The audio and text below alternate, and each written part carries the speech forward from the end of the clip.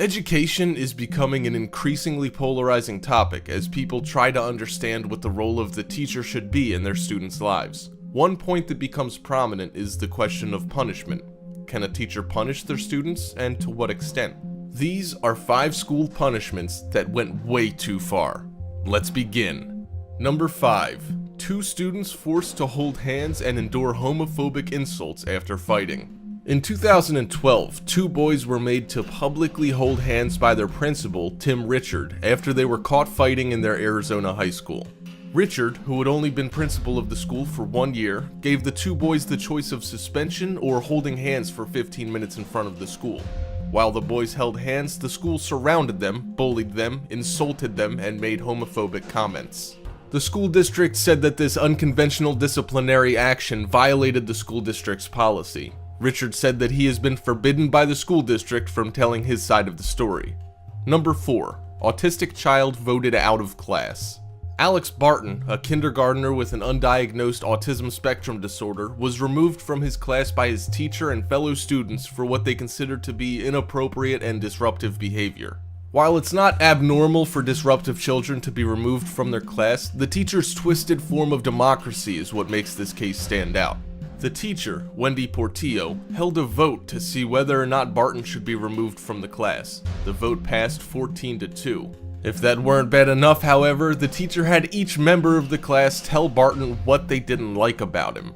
After the incident, Barton was removed from the class by his parents and transferred to a new school where he began making the honor roll. Portillo changed schools where she found herself in hot water again for discriminating against a little girl with a hearing disability. Number 3. Smack for a snack. 2 male workers at New Creation Childcare in Kentucky were found to have been forcing children to play a sadistic game in order to eat while at the daycare.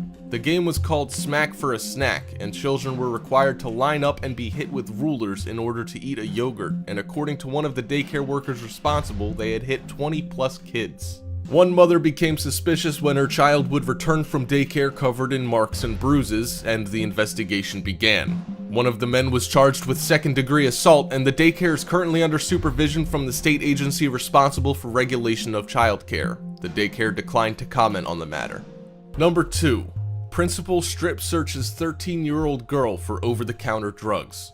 8th grade honor student Savannah Redding was stripped to her bra and panties by school officials because she was suspected of giving another student ibuprofen and naproxen, 2 NSAID pain relievers with no recreational effects, based on the unverified reports of 2 witnesses. When school officials began targeting drug use on the school grounds, a student supplied them with ibuprofen and told them that another girl had given it to him. That girl, when searched, had several more pills and a razor blade.